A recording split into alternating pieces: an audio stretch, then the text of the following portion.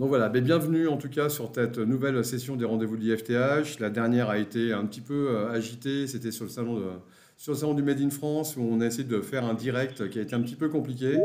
Aujourd'hui, on va vous J'ai pas proposer compris. de parler en effet du crédit impôt recherche et surtout des évolutions qui vont concerner la loi de finances 2022 pour l'occasion, j'ai demandé à Olivier Certout, donc de l'IFTH, de nous faire un petit topo sur la situation.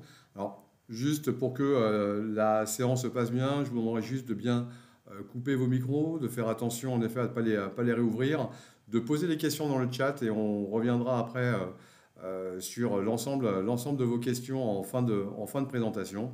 Donc, Olivier, je te laisse la parole. C'est à toi. Merci Laurent, bonjour à tous.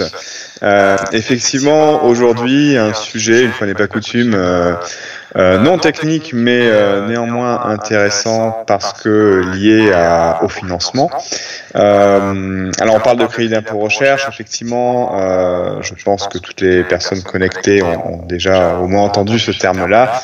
Alors, le but aujourd'hui n'est pas de vous faire une présentation complète et exhaustive du dispositif, mais plutôt de parler des évolutions en fait qu'on a vu arriver cette année et qui pour certaines s'appliqueront en 2022. Certaines sont déjà en cours et certaines s'appliqueront en 2022, simplement pour pouvoir aussi, c'est bien d'avoir de la visibilité sur ce qui va arriver par rapport à ça. Mais avant de parler de l'avenir, parlons un tout petit peu du passé. Le crédit d'impôt recherche, donc le ministère de la Recherche publie régulièrement des statistiques du crédit d'impôt recherche, alors généralement avec 2 ans de retard. Hein. Donc là sont sorties au mois de juillet les statistiques du crédit d'impôt recherche 2019 qui sont accessibles sur le site du ministère de la Recherche pour ceux qui voudraient exploiter les données. Je vous ai sorti quelques grandes notions. Donc pour le crédit d'impôt recherche 2019, donc ce crédit d'impôt recherche représentait 7 milliards d'euros. Donc à peu près l'équivalent de ce qu'il y avait en 2018, à une légère augmentation. Alors par abus de langage, enfin c'est pas par abus de langage, mais disons que le dispositif crédit d'impôt recherche intègre au sein de son fonctionnement d'autres crédits d'impôt. Donc c'est pour ça qu'on va parler de crédit d'impôt recherche, on va souvent parler de l'aspect R&D, l'aspect travaux qu'on va évoquer par la suite, mais il y a également d'autres dispositifs qui sont le crédit d'impôt innovation et le crédit d'impôt collection, qui sont, on va dire, liés, en tout cas sur le plan déclaratif, qui sont liés au crédit d'impôt recherche. Comme vous voyez ici au niveau des statistiques, bien sûr la partie recherche du crédit d'impôt recherche représente l'aspect majeur puisqu'on a 6,7 milliards d'euros pour celui-ci. Donc en 2019, on avait donc presque 27 000 entreprises qui ont déposé une déclaration pour du crédit d'impôt recherche, dont les TPE donc qui représentent 37%, les PME 46%, donc plus des 3/4 des déclarants qui sont au plus des PME au sens, on va dire, communautaire. Alors au niveau des statistiques aussi, il y a des statistiques par filière qui sont données. Alors à ce niveau-là, la filière telle qu'il l'évoque, c'est textile, habillement, cuir. Et donc le crédit d'impôt recherche uniquement donc sur la partie R&D représentait cette année-là 30 000 euros. Et de mémoire, pour 2018, l'année d'avant, c'était à peu près équivalent. Bien évidemment, donc ça c'est la partie recherche, la partie crédit d'impôt collection, qui donc elle ne touche pas du tout la R&D, mais plutôt les activités d'établissement de nouvelles collections. Les 39 millions d'euros que vous avez au-dessus sont quasiment, bien sûr, rattachés également à cette filière. Ce qu'on peut trouver aussi des statistiques, alors il y en a toute une tonne, hein, vous pouvez trouver par région et autres, et on en trouve par type de dépenses. Et là, ce n'est absolument pas une surprise. Parmi les dépenses qui sont éligibles au crédit d'impôt recherche, donc 50% des dépenses déclarées correspondent à des dépenses de personnel, donc les salariés qui vont aller travailler sur les projets de R&D. Alors il y a les frais de fonctionnement qui représentent une part importante, mais ce qu'il faut voir, c'est que dans le calcul du crédit d'impôt recherche, on prend en compte 43% des dépenses de personnel au titre des frais de fonctionnement. Donc c'est pour ça qu'il y a une part importante dans le graphique que vous avez là. Et la deuxième, donc en fait le deuxième vrai poste de dépense le plus important après les dépenses de personnel, donc c'est tout ce qui est sous-traitance, recherche externalisée, dont on va parler un tout petit peu après. Et les autres dépenses, brevet, normalisation, amortissement, sont beaucoup plus marginales à côté du reste. Alors, donc voilà, ça c'était juste pour poser aussi un peu le décor et savoir de quoi on parle en matière d'enjeux global. Alors, le CIR est un organisme vivant. Non, c'est pas un organisme vivant, c'est un dispositif vivant, parce qu'il faut savoir que le crédit d'impôt recherche donc est issu du Code général des impôts. C'est un crédit d'impôt, hein, bien évidemment, et qui fait l'objet d'évolutions régulières au fil des lois de finances. Donc chaque année, il y a une loi de finances qui sort et qui est souvent rectifiée ou qui fait l'objet d'évolutions au milieu d'année, dans le milieu de l'année. Donc il y a une évolution de ce dispositif. Ce qu'il faut voir quand même, et il y a un rapport qui est sorti il y a quelques temps qui montrait que malgré ces évolutions, le CIR était assez stable, et ce qui était plutôt bien pour les entreprises puisque ça leur donne une certaine visibilité sur la pérennité du dispositif. Vous savez qu'en France, on adore changer régulièrement la loi, mais en tout cas sur ce crédit d'impôt recherche, on est plutôt assez stable et c'est quelque chose d'assez apprécié. Néanmoins, il évolue, et donc il évolue bien sûr au gré des lois de finances et aussi au gré de ce qu'on pourrait appeler l'expérience terrain, tout simplement, c'est-à-dire qu'auprès des jurisprudences qui sont issues des différents jugements qui peuvent avoir lieu. Puisque le crédit d'impôt recherche étant déclaratif, vous pouvez avoir un contrôle fiscal, l'administration qui veut vérifier que ce que vous faites correspond bien aux critères. Et à ce moment-là, quand il y a conflit entre l'entreprise et les impôts, ça peut monter. Il y a tout un système juridique que je ne détaillerai pas aujourd'hui, mais qui permet effectivement de contester et de discuter.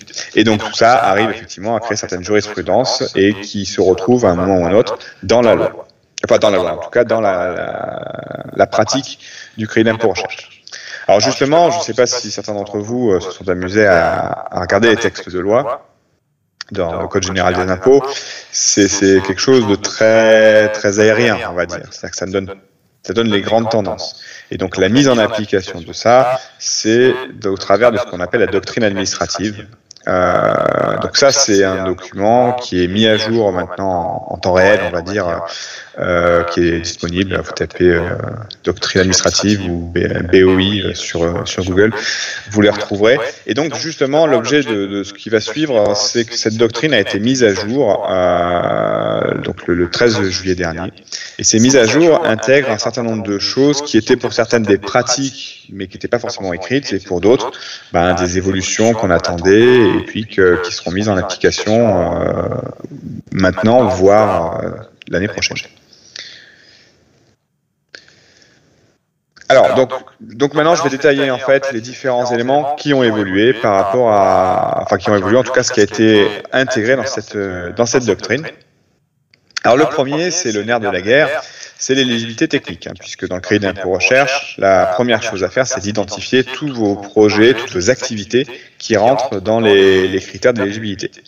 Alors il faut savoir que depuis le début, en tout cas depuis l'an 2000, les textes français qui définissent ce qu'est la R&D sont inspirés du manuel de Frascati. Le manuel de Frascati, c'est un document assez volumineux établi par l'Union européenne et qui définit justement ce qu'est la R&D, qui donc est passé récemment en version 7, et donc ils ont aligné en fait au niveau de la doctrine les critères sur ce qui est inscrit dans Frascati.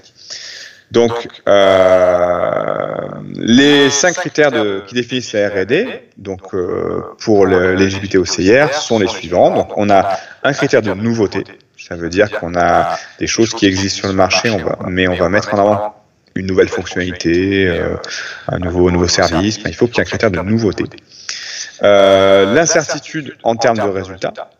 Là, c'est tout simplement de se dire, je veux lancer mon projet, mais au moment où je le lance, je ne peux pas garantir que je vais effectivement atteindre mes résultats. La reproductibilité des résultats. Alors ça, c'est un peu nouveau par rapport aux anciens critères. L'idée, c'est de dire ce que je vais obtenir avec mon projet pourra me permettre de lancer d'autres projets derrière. En fait, c'est la science qui alimente la science. Après, il faut bien voir ce critère-là. De mon opinion personnelle, c'est plus un critère de forme que de fond, parce que il n'y a absolument pas d'obligation dans le crédit d'impôt recherche qui est un transfert en fin de projet. C'est-à-dire que vous pouvez très bien avoir fait un projet et verrouiller les résultats, ne pas les partager. Pour autant, potentiellement, il pourrait être transféré, reproductible. Il y a un critère de créativité. Alors c'est pareil, la créativité, c'est assez subjectif. L'idée, c'est que les concepts qui vont être présentés doivent être originaux pour pouvoir améliorer les connaissances. Donc on rejoint la nouveauté, qui était le premier des critères. Et le dernier, qui n'était pas forcément précisé comme ça dans la doctrine, c'est la systématicité. Donc là, concrètement, ça veut dire qu'on va attendre que toutes les activités, les projets qui vont être présentés doivent être cohérents et structurés. Si vous faites un projet qui porte sur un appareil de tissage et que vous mettez des ingénieurs informaticiens, avec toute la bonne volonté du monde, forcément, ils auront des difficultés que n'auront pas forcément eu les personnes du métier qui connaissent les sujets.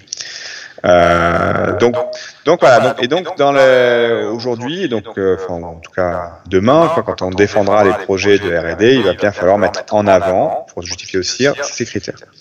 Après, quand on prend un tout petit peu de recul par rapport à ça, pas de panique. C'est-à-dire qu'on n'est pas en train il n'y a pas un changement en fait radical des critères.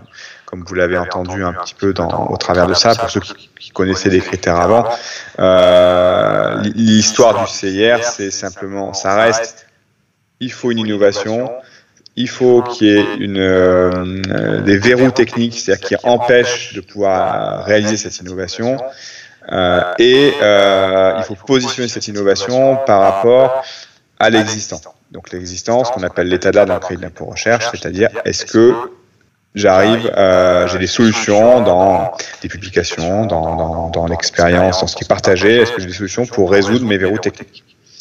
Donc, on reste dans la définition qui était déjà avant.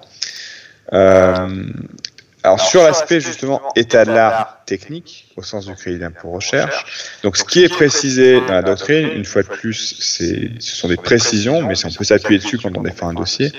C'est quand même un état de l'art, donc c'est écrit comme cela, un état de l'art, les points clés d'un état de l'art technique, il y a la recherche bibliographique, qui peut être un des éléments, et ou une analyse détaillée des approches qui sont théoriques et des pratiques existantes.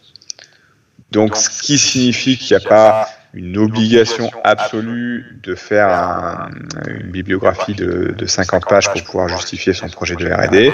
Par contre, il faut effectivement faire un état de ce qui existe, de ce qui se fait.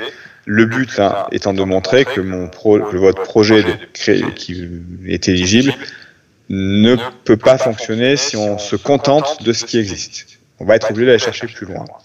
Donc c'est vraiment ce qui est écrit là. S'il y a un problème qui est posé mais il n'y a pas de solution, du coup, il y a un verrou scientifique.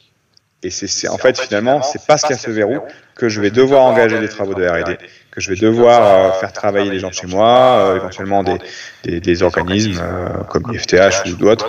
Donc, c'est vraiment cet aspect-là qu'on va devoir chercher. C'est pas nouveau, hein. Attention, je le redis, c'était déjà dans les critères, c'est juste des précisions, donc ça va dans le sens de ce qui se pratiquait déjà au niveau du crédit d'impôt recherche. Mais c'est toujours bien d'avoir ces précisions-là dans les textes officiels. Alors ça, c'était pour les critères. Le deuxième point, vous en avez peut-être déjà entendu parler, notamment ceux qui travaillent avec nous, parce qu'on est concernés, nous, en tant qu'IFTH, c'est que les dépenses, au niveau des dépenses externalisées, donc la sous-traitance, pour le dire plus simplement, jusqu'à la fin de cette année, les organismes publics et assimilés, comme les centres techniques industriels, il y avait une exception qui permettait d'intégrer nos factures dans vos calculs pour le double de leur valeur. Et comme le crédit d'impôt recherche se calcule à 30% des dépenses, vous faites le double fois 30%, ça faisait effectivement 60% des factures qui pouvaient se récupérer sous la forme de crédit d'impôt recherche. Ce doublement donc s'arrête parce qu'il y a un alignement qui est fait au niveau européen et il a été évoqué qu'il y avait une certaine injustice, vis-à-vis d'autres organismes qui n'avaient pas ce doublement-là. Donc ça s'arrête à partir de 2022. Donc ça veut dire que ça s'arrête à partir des dépenses exposées à partir de 2022. Ça veut dire que tout ce que vous allez intégrer des factures d'organismes publics dans votre crédit d'impôt recherche 2021, le doublement existera toujours. Ça, c'est le premier point. Ça a aussi d'autres conséquences, pas uniquement conséquences directes financières. La première, et celle à laquelle je pense qu'il faut être vigilant, c'est que ça a un impact au niveau des plafonds. Alors, je ne vais pas rentrer dans le détail ici parce qu'il faudrait 3 slides pour ça, mais au niveau de la sous-traitance dans le crédit d'impôt recherche, il y a plusieurs plafonds qui s'appliquent, et donc certains ne s'appliquaient pas aux organismes publics. Mais à partir de l'an prochain, ce sera le cas. Et alors, notamment les deux qui sont indiqués ici, c'est-à-dire qu'il y a un plafond général de la sous-traitance. Du coup, il y aura plus de sous-traitance publique et privée l'an prochain. Un plafond général, c'est qu'on ne peut pas sous-traiter plus de 10 millions d'euros à des organismes. Alors, organismes sans lien de dépendance, puisqu'en crédit d'impôt recherche, ils font aussi la différence avec les organismes qui sont liés aux entreprises. Bon, je vais sortir ça de l'équation déjà. Alors 10 millions d'euros, c'est un peu beaucoup, donc je pense que ce plafond-là fait peur à personne. Il y a très peu d'entreprises qui l'atteignent. Par contre, le deuxième est un peu plus à surveiller, c'est qu'il y a aussi un plafond qui dit qu'il faut que les dépenses de sous-traitance n'excèdent pas 3 fois la somme des autres dépenses. Donc, ce qui veut dire concrètement que si vous avez une facture de 100 000 euros de sous-traitance à passer dans le crédit d'impôt, ou même un total de factures qui arrive à 100 000 euros pour une année donnée, et ben ça veut dire que si vous voulez les intégrer, en gros, il faut que vous ayez au moins 30 000 euros de dépenses à côté, dépenses de personnel, éventuellement du matériel amorti, des brevets, peu importe, mais il faut que vous ayez ces dépenses-là pour pouvoir mettre l'intégralité de vos factures, sinon ce sera plafonné au niveau du crédit d'impôt recherche. Et la deuxième conséquence, pour ça qui nous concerne plus nous, organismes publics et assimilés, puisqu'on était automatiquement agréé au crédit d'impôt recherche, ce ne sera plus le cas à partir de l'an prochain. Donc là, je vous rassure, il y a des actions qui sont lancées, et par votre centre technique, mais même par toute la profession plus largement, du coup, c'est un dossier qu'on va déposer nous et on va obtenir cet agrément-là. L'idée, c'est que vous en aurez effectivement besoin, mais uniquement quand vous ferez votre déclaration 2022. Donc, c'est pas avant l'année prochaine, voire 2023. Mais en tout cas, voilà, c'est aussi un élément qui a évolué, puisque maintenant, on est tenu de déposer cet agrément. Et bon, il y a sans aucun stress sur le fait de l'obtenir, puisqu'il suffit de démontrer qu'on fait de la recherche. Je pense que les organismes publics ou les CCI, ou même les écoles d'ingénieurs ou autres, ce ne sera pas un problème. Alors toujours pour rester sur la sous-traitance, alors il y a des précisions qui ont été apportées.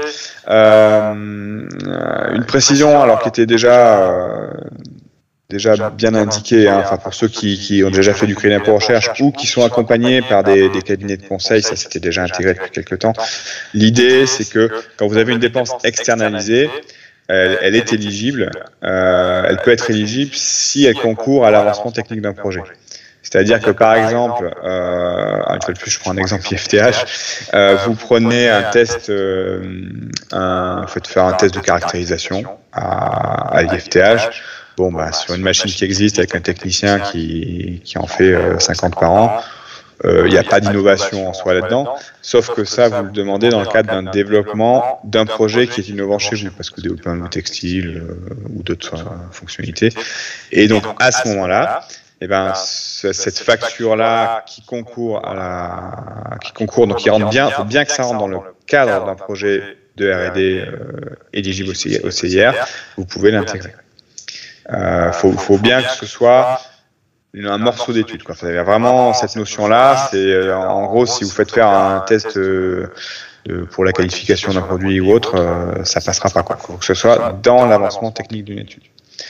Le deuxième point, alors le deuxième point est un petit peu plus sioux à expliquer, mais ça ne doit pas concerner beaucoup de monde en fait, en tout cas parmi vous je pense, c'est pour les organismes qui eux-mêmes déclarent du CIR, mais qui sont sous-traitants, donc qui sont agréés au CIR. Donc c'est-à-dire que si vous-même en gros vous êtes agréé au CIR, donc c'est-à-dire que vos clients peuvent récupérer du CIR quand vous les facturez, et que vous déclarez vous-même du CIR.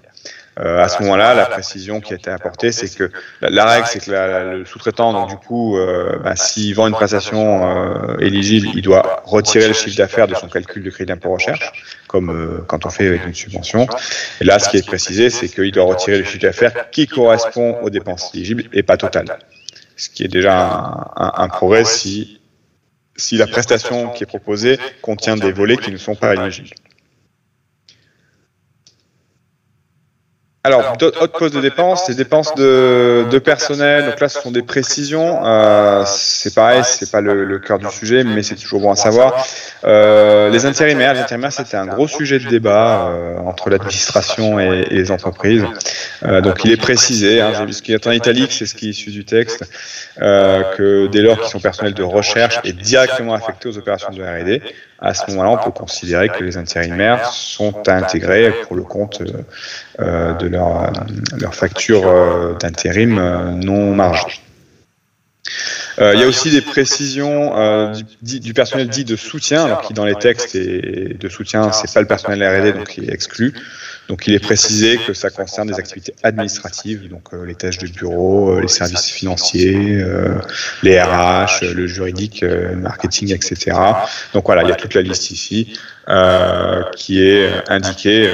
C'est une précision sur ces personnels qui sont réputés exclus du crédit d'impôt recherche, c'est-à-dire que vous ne pouvez pas retenir leurs heures sur les projets, même si les projets sont éligibles. Je tiens à préciser quand même une chose que j'ai déjà rencontré. Vous pouvez avoir une petite société où le responsable maintenance, ponctuellement, va travailler sur un projet de R&D. À ce moment-là, bien sûr, il travaille en tant que chercheur au sens de crédit d'impôt recherche et pas en tant que responsable maintenance. Donc, il faut apprécier la qualité de la personne pour ça. Qualité au sens fonction.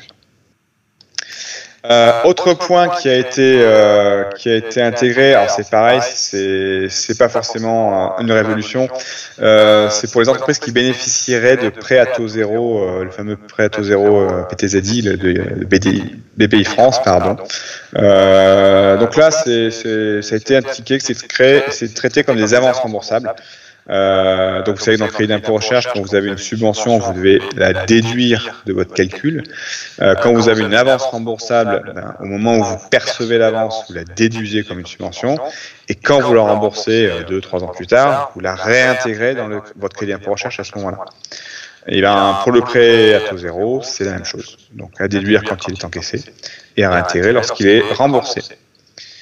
Bien évidemment, et comme les subventions d'ailleurs, ça concerne uniquement ce qui est fait dans le cadre d'un projet du crédit d'impôt recherche. Si vous touchez une subvention ou un prêt, mais c'est un projet qui n'est pas déclaré, vous n'avez pas à le déduire de votre déclaration, évidemment. Le dernier point parmi les évolutions qu'on a notées, alors c'est des choses qui datent plutôt de la loi de finances de l'an dernier, de 2020, qui ont été inscrites. Donc normalement, c'est des choses que si vous faites du CIR régulièrement, vous avez déjà appliqué cette année et l'an dernier. Donc c'est le taux de dépenses de fonctionnement, donc comme je vous l'ai indiqué tout à l'heure, associé aux dépenses de personnel. Donc si vous avez 100 dépenses de personnel, vous allez déclarer dans votre crédit d'impôt recherche 143, puisque vous avez rajouté 43% de frais de fonctionnement. Et donc si vous prenez, pour aller l'exemple jusqu'au bout, si vous prenez 30% de ça, ça vous fait effectivement, ça va vous faire dans les 43 d'ailleurs, les chiffres correspondent, même si c'est un hasard, ça vous fait 43. Il y a aussi, là c'est pareil, ça concerne une poignée d'entreprises et je ne pense pas qu'on soit concerné, mais bon, les entreprises qui vont déclarer plus de 10 millions d'euros de CIR doivent avoir des obligations supplémentaires de déclaration. Pour finir, il y a aussi des taux de majoration de certains taux pour le crédit d'impôt innovation au niveau des projets menés sur le territoire corse. Voilà, donc voilà pour les évolutions, ce qu'on a évalué là, ce qu'on a identifié là. Pour l'instant, est-ce que vous pouvez couper le micro, s'il vous plaît? Merci. Donc voilà pour les évolutions, je disais. Donc il y en a effectivement quelques-unes. Après, donc on arrive en fin d'année et on scrute effectivement ce qui sera intégré au niveau de la loi de finances 2022. Mais a priori pour l'instant, c'est surtout l'aspect, donc les critères d'éligibilité que j'évoquais tout à l'heure et l'arrêt du doublement des organismes publics qui vont être le gros changement, surtout le deuxième point, au niveau de 2022. Voilà pour moi. Alors j'ai bien conscience que c'est des sujets qui sont pas forcément très fun, mais néanmoins intéressants, je pense, et en tout cas pour des publics intéressés. Donc ce qu'on va faire, je vais reprendre s'il y a des éléments au niveau du chat, ou Laurent, si tu veux faire une petite, merci un petit mot de la fin. Déjà, merci Olivier pour cette présentation et ce point. Alors en effet, il y a déjà des questions, et en effet, il y a une question d'Audrey qui fait part, que se passe-t-il en effet, alors en résumé, si le projet démarre en 2021 et qu'il y a des factures en 2022, s'il était contracté en 2021, qu'est-ce qui se passe exactement? Audrey, si j'ai dit une bêtise, vous reprenez la main. Il me semble que vous avez ça dans votre question. Alors, je vais répondre à cette question. Je vais répondre à la question, effectivement. Alors, ce qui compte, c'est les déclarations. C'est-à-dire ce que vous avez déclaré dans votre crédit d'impôt recherche 2021 et ce que vous avez déclaré dans votre crédit d'impôt recherche 2022. Donc, et vous avez déclaré les factures qui rentrent dans la compta de l'année en question. Sachant que le crédit d'impôt recherche, c'est par année civile, donc quel que soit votre exercice. Donc concrètement, ça veut dire que si comptablement, vous allez enregistrer des factures sur l'exercice 2021, elles rentreront dans ce cadre-là, le cadre du doublement, pour ce point-là. Et ce que vous enregistrerez après sur l'exercice 2022, rentrera dans le cadre où il n'y a plus le doublement. Très bien, merci. J'espère que ça a répondu, Audrey. Une question en effet de Teresa qui nous demande en effet si c'est enregistré. Oui, c'est enregistré, ça sera mis en effet sur notre site internet, ne vous inquiétez pas de problème. Et pour tous ceux qui n'ont pas pu assister aujourd'hui, en effet, la présentation sera disponible. Est-ce qu'il y a d'autres questions? C'est vrai que la question, en effet, d'Audrey, elle est légitime. Il y a beaucoup de projets qui ont démarré, voire même en 2019, 2020, et qui vont finir en 2022, 2023, pour lesquels il y a pu avoir en effet des contrats publics qui ont été faits avec des organismes, et ça peut poser quelques soucis de trésorerie pour les entreprises. Donc c'est un vrai sujet. Alors en effet, peut-être en attendant que d'autres questions se posent, en effet, votre centre technique IFTH, on est là pour vous aider, bien évidemment. Et le dernier slide, il est là pour ça. Et en tout cas pour vous dire que si vous avez un projet, votre projet il peut avoir plusieurs formes, et votre centre technique est là pour vous accompagner sur toutes les étapes du projet, que ce soit de l'état de l'art technologique et scientifique, comme vous l'a dit Olivier tout à l'heure. C'est important dans le cadre du CIR de bien constituer un état de l'art technologique, même si ce n'est pas l'unique source. Merci de l'avoir précisé ça, parce que même pour moi c'est toujours important.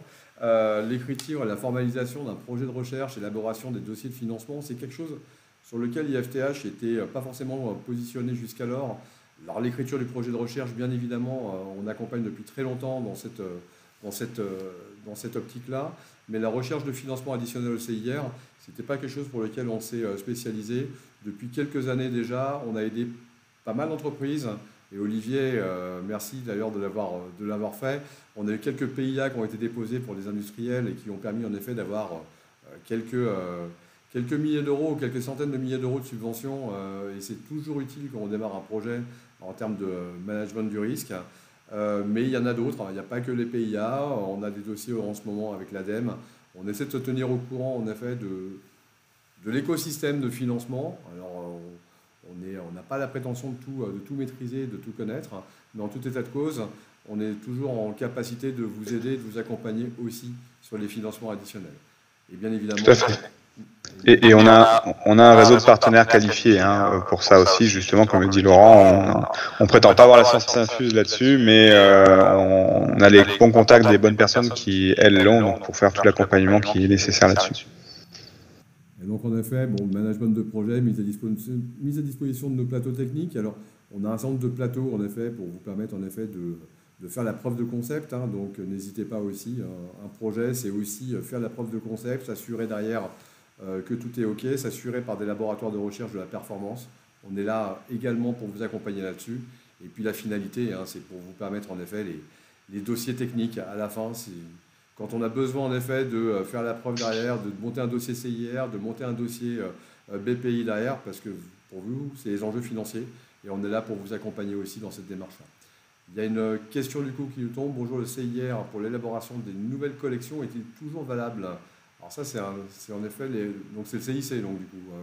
C'est le CIC, effectivement, et je voulais regarder avant et je l'ai pas fait. Donc, il était question que ça s'arrête en 2022. J'ai pas vérifié. Je veux pas vous dire de bêtises, mais on vous fera passer, si on a les coordonnées de la personne, on vous fera passer la réponse, effectivement. Il était question que le CIC, ainsi que le CI2I, d'ailleurs, le Crédit d'impôt innovation, c'est des dispositifs qui avaient une date de fin. Donc, plutôt de dire une bêtise, je préfère reporter la réponse.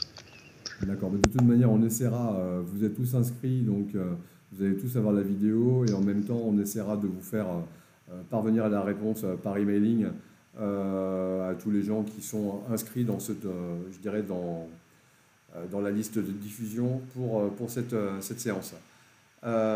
Excusez-moi pour la question, mais il y a des conditions en termes de financement pour obtenir le CIR si l'on bénéficie déjà d'aide de la BPI. Alors oui, il y a des conditions, oui. Oui, tout à fait. En fait, il faut savoir que le CIR est compatible avec toutes les autres aides. Première chose. Il faut savoir que vous pouvez effectivement, quand vous déposez un dossier de demande d'aide à la BPI, à l'ADEME, ailleurs, vous n'avez pas à intégrer dans votre plan de finance, dans votre coût le CIR. Par contre, quand vous déclarez votre CIR, vous devez déduire les subventions qui portent sur les travaux éligibles. Donc, ça, concrètement, si pour un projet, le même projet, vous avez une subvention BPI et vous les déclarez du CIR, vous allez déduire la subvention dans le calcul du CIR. Et je reprécise, vous le déduisez à hauteur de ce qui est éligible au CIR. C'est-à-dire que si, par exemple, votre subvention BPI, je donne l'exemple, vous couvre, je sais pas, vous donne 100, mais il vous donne 80 sur la R&D et 20 sur de l'achat de consommables. Typiquement, l'achat de consommables, c'est quelque chose qui n'est pas éligible au crédit d'impôt recherche. Donc, quand vous allez déduire dans votre crédit d'impôt recherche, vous déduisez que les 80 et pas l'intégralité de la subvention. Donc, tu vois qu'il y a Teresa qui est en train d'écrire. Ok, c'est clair. On va juste attendre encore que la question tombe. Donc, en effet, les aides sont cumulables. On peut les cumuler. Par contre, en effet, il faut être attentif à bien retirer, en effet, les subventions qu'on a obtenues. Bon, il n'y a plus l'air d'avoir trop de questions.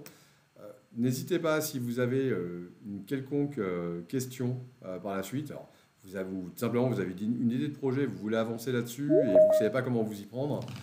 N'hésitez pas. Vous avez un email qui s'appelle commercial@ifth.org. On se fera un plaisir de vous rappeler, de voir avec vous, d'étudier le cas, donc pour essayer de vous aider au mieux dans toute cette démarche-là.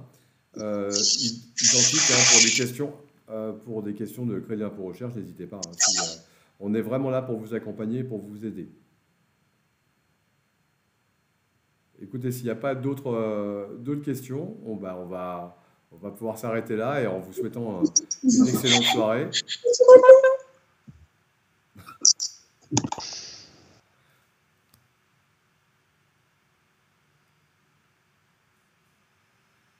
Eh ben, merci à toutes et merci à tous. Et alors si peut-être, avant que vous partiez, dans un mois, on va vous faire une petite séance. Alors pour certains, vous le savez peut-être, on est en train de lancer un lab à Paris, donc qui va être situé à la caserne. Et on vous fera une petite présentation en effet de tout ce qu'on va mettre à disposition de ce lab pour permettre à tout le monde de faire des sujets de création. Donc voilà, le prochain jeudi, le premier jeudi du mois de novembre. Alors je ne sais pas quand ça tombe, si c'est le 4 novembre, je C'est crois. le 4, oui. Le 4 novembre, donc on va faire une session spéciale dédiée au lab de Lab IFTH, donc qui sera à la caserne. Donc on vous attend nombreux pour cette session. François Pétril, qui est notre responsable, remplacera Olivier cette fois-ci et se joindra à moi pour vous présenter tout ça. En tout cas, je vous souhaite un très très beau mois, une très belle soirée et à très vite. Merci.